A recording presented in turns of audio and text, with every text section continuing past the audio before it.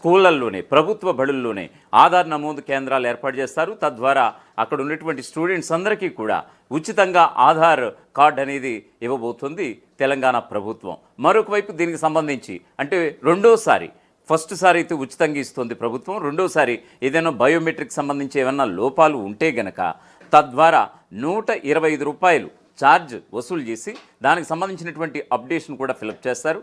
ఇక తరువాత అంటే ఆధార్ కార్డులో ఉన్నటువంటి ఫోన్ నెంబర్లు కానీ, పేర్ల మార్పులు కానీ, ఈ చిరునామాల మార్పుల్లో కానీ ఏదైనా టెక్స్ట్ వైజ్ ఏదైనా మార్పులు చేయాల్సి వస్తే కనుక 75 రూపాయలు వసూలు చేసి ఆ యొక్క అప్డేషన్ కూడా పూర్తి చేస్తారు. సో దీనికి సంబంధించి ఒక పూర్తి స్థాయి అప్డేట్ చూద్దాం. ఖచ్చితంగా ఇప్పటి వరకు ఎప్పుడు ఏ రాష్ట్ర ముఖ్యమంత్రి తీసుకోలేనటువంటి ఒక సంచలన నిర్ణయం ముఖ్యమంత్రి రేవంత్ రెడ్డి తీసుకున్నారు అని చెప్పడంలో ఎలాంటి అతిశయోక్తి లేదు. తెలంగాణ ప్రభుత్వం మరో కీలక నిర్ణయం తీసుకుంది. ఇక నుంచి స్కూళ్లల్లోనే ఆధార్ సర్వీస్ క్యాంపులు ఏర్పాటు చేయబోతోంది తెలంగాణ ప్రభుత్వం. విద్యార్థులు ఆధార్ సెంటర్కు వెళ్లకుండా వారికి ప్రయాసాలు తగ్గించేందుకు ఈ నిర్ణయం తీసుకున్నారు. 5 నుంచి 15 ఏళ్ల వయసు ఉన్నటువంటి విద్యార్థులందరికీ కూడా మొదటిసారి అప్డేట్ను పూర్తి ఉచితంగా అందివ్వబోతోంది తెలంగాణ ప్రభుత్వం. మనం నౌడేస్ ఏం సేవలు పొందాలన్నా ఆధార్ కార్డు ఉండాల్సిందే. ఆధార్ కార్డుదారులు ఏవైనా మార్పులు చేర్పులు చేసుకోవాలంటే ఆధార్ కేంద్రాలకు వెళ్ళి ముందుగానే తమ పేరు నమోదు చేసుకోవాల్సి ఉంటుంది. ఇక అక్కడి నుంచే క్యూ పట్టే సమయం చికాకు కూడా తెప్పిస్తూ ఉంటుంది. ఈ నేపథ్యంలో తెలంగాణ ప్రభుత్వం విద్యార్థులకి బిగ్ రిలీఫ్ ఇచ్చేలా కీలక నిర్ణయం తీసుకుంది. విద్యార్థులు ఆధార్ రిజిస్ట్రేషన్స్ అప్డేట్స్ కోసం ఇక నుంచి ఆధార్ సెంటర్కు వెళ్లాల్సిన పని లేదు. పాఠశాలల్లోనే ఆధార్ అప్డేట్ చేసుకోవచ్చు. ఈ మేరకు రాష్ట్ర వ్యాప్తంగా పాఠశాలల్లో స్పెషల్ ఆధార్ క్యాంప్స్ ఏర్పాటు చేస్తున్నట్లుగా పాఠశాల విద్యాశాఖ వెల్లడించింది. ఇక అన్ని పాఠశాలల్లోనూ 5 నుంచి 15 ఏళ్ల వయసు ఉన్నటువంటి విద్యార్థులు మొదటి ఆధార్ బయోమెట్రిక్ అప్డేట్ ఎలాంటి రుసుము లేకుండా పూర్తిగా ఉచితంగా చేయబోతున్నారు. రెండవసారి బయోమెట్రిక్ అప్డేట్ కోసం మాత్రం 125 రూపాయలు చెల్లించాల్సి ఉంటుందని తెలంగాణ ప్రభుత్వం చెబుతోంది. అలాగే ఇప్పటికే ఉన్నటువంటి ఆధార్ కార్డులో ఏవైనా మార్పులు చేయాలనుకుంటే గనక 75 రూపాయలు చెల్లించాలని కూడా అధికారులు సూచిస్తున్నారు.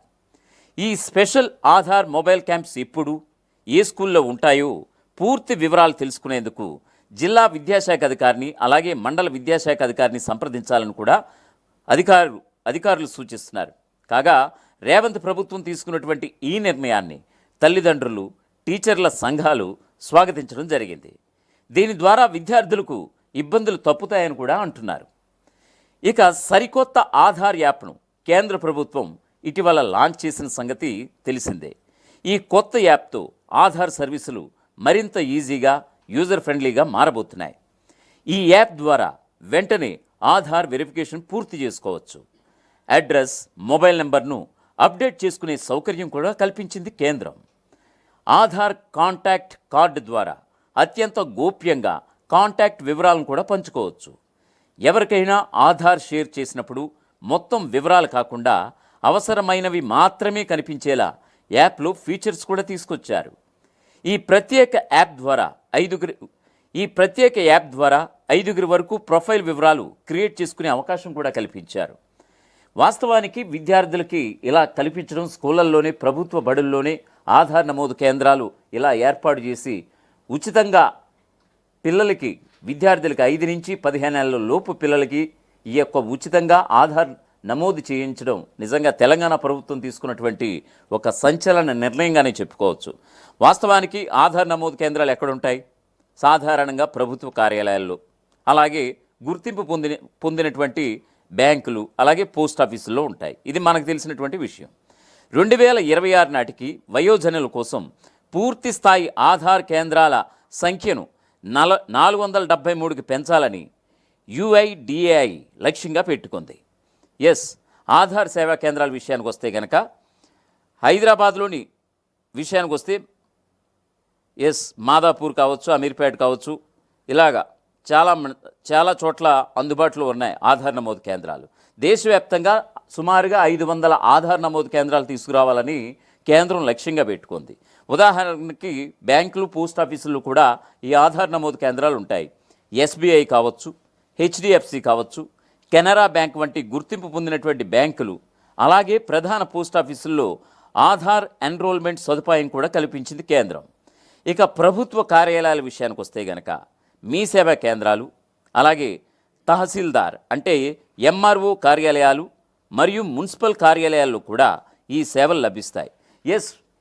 ప్రస్తుత తెలంగాణ ముఖ్యమంత్రి రేవంత్ రెడ్డి తీసుకున్నటువంటి పిల్లల పట్ల, మరి ముఖ్యంగా 5 నుంచి 15 ఏళ్ల లోపు విద్యార్థుల పట్ల ఈ యొక్క ఆధార్ నమోదు ఉచిత కేంద్రాలని ఈ యొక్క ప్రభుత్వ బడుల్లోనే ఏర్పాటు చేయడం, విద్యార్థులకు ఉచితంగా ఎన్రోల్మెంట్ చేయడం నిజంగా ఇది ఒక మంచి శుభపరిణామంగా చాలామంది చెప్పుకొస్తున్నారు. అయితే దీనికి సంబంధించి మీ యొక్క అభిప్రాయం కూడా తెలియజేయండి.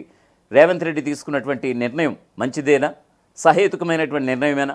ఎందుకంటే విద్యార్థుల యొక్క కష్టాలని తగ్గించేలాగా, విద్యార్థుల యొక్క తల్లిదండ్రుల బాధని, అంటే క్యూ లైన్లో అంటే విద్యార్థులతో పాటు పేరెంట్స్ కూడా వెళ్లాల్సి ఉంటుంది కాబట్టి ఖచ్చితంగా వాళ్ళకు కూడా ఎంతో కొంత ఇబ్బంది కలిగేటువంటి అంశమే కాబట్టి ఇటు విద్యార్థులకి, అటు పేరెంట్స్ తల్లిదండ్రులకు కూడా ఉపశమనం కలిగించేటువంటి ఒక నిర్ణయం ఇది.